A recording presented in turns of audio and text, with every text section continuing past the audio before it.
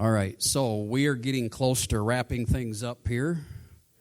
I got just a couple things to close it up, and then I think we can bug out of here.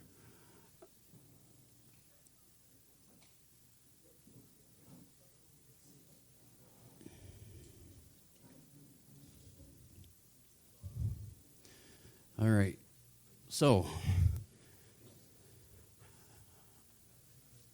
production reminders. Get out there and scout your wheat. We've talked about that. Now is a good time to go out and look at your stands, look at what's out there in the field, check vigor, check the health of the crop. What does it look like? How many tillers do you have?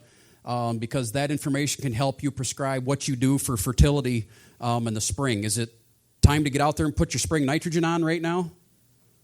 No, thank you. I heard it over here somewhere. So it's still too early for that. You get down in southern Ohio and down by Kentucky, they are starting to roll some nitrogen, and they are starting to green up down there. But that's a little too far south.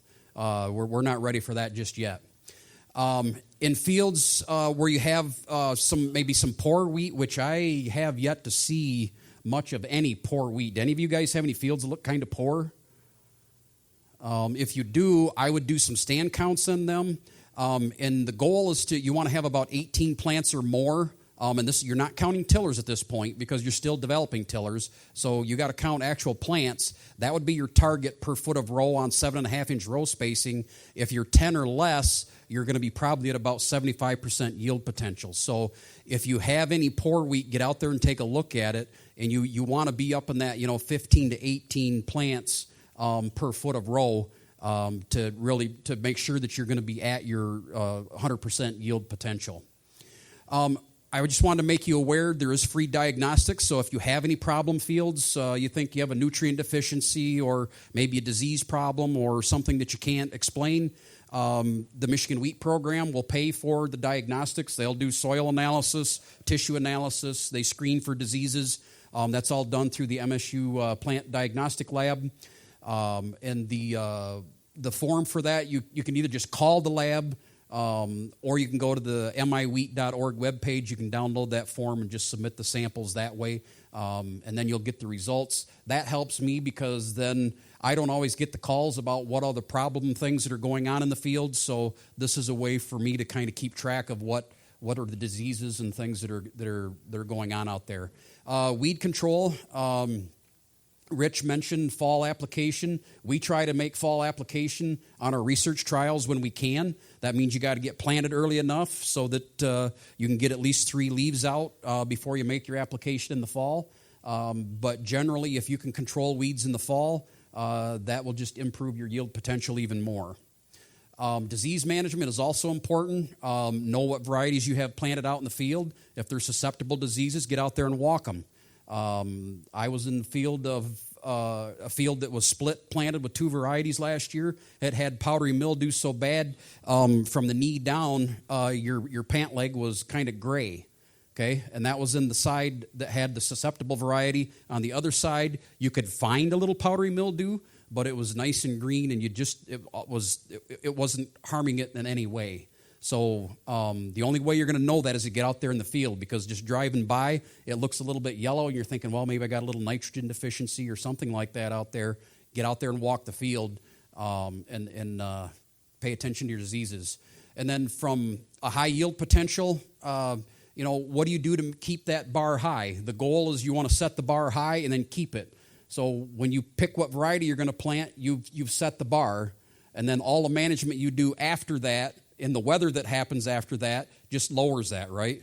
So anything you can do to keep that from lowering over the season all the way through to harvest is the goal behind there. So what kind of management? Well, it kind of depends on your farm, what yield potential you have, and what you're set up for and what you can do. But pushing a little bit higher management, maybe a little bit higher nitrogen rates. If you're not doing sulfur, add some sulfur.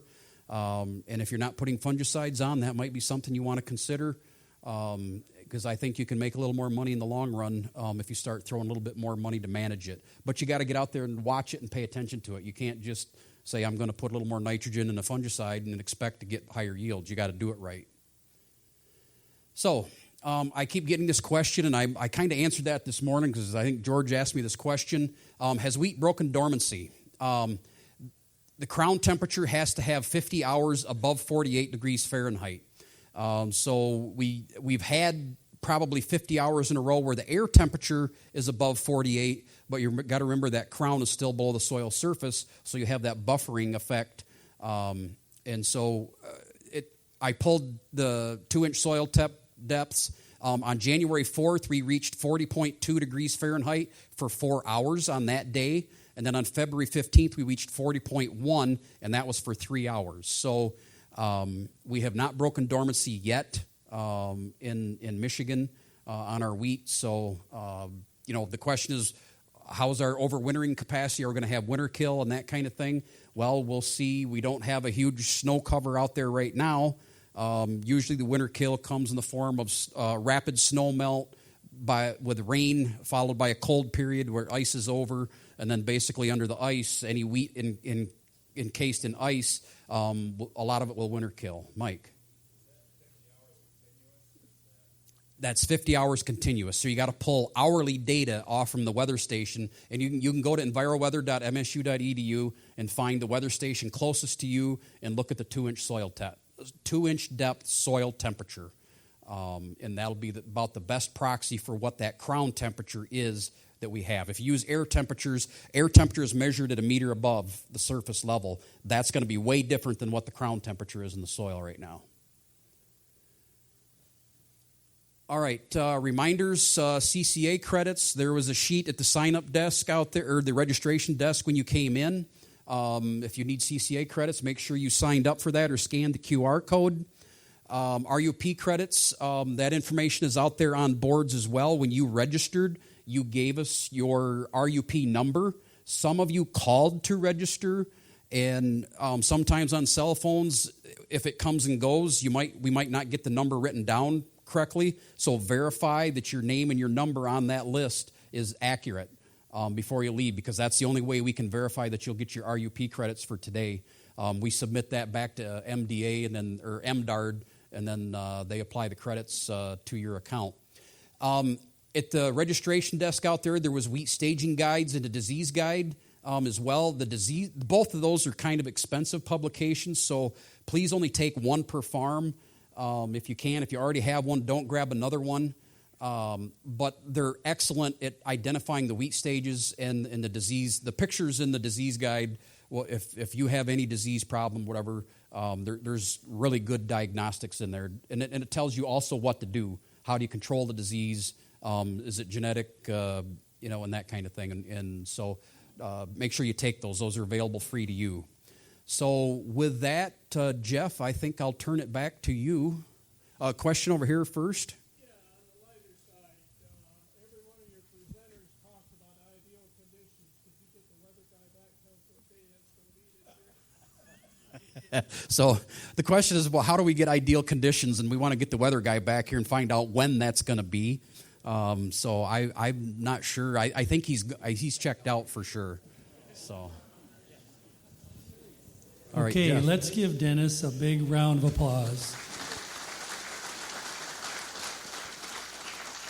And thanks again to Mike and Rich. Don't leave right away. I got a present for you guys before you leave, so thank you again.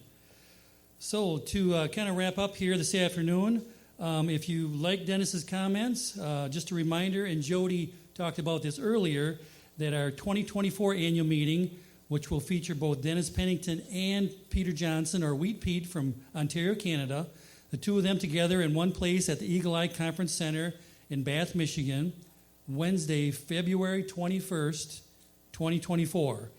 And, of course, they're going to talk about wheat production, share their thoughts and ideas and takeaways from the years of the YEN program and their many years of studying wheat. Final wrap up here. Dennis talked about RUP, CCA. That should be in good place. So we're just glad everybody could meet us together here today. Please drive safely, and we'll see you again next year.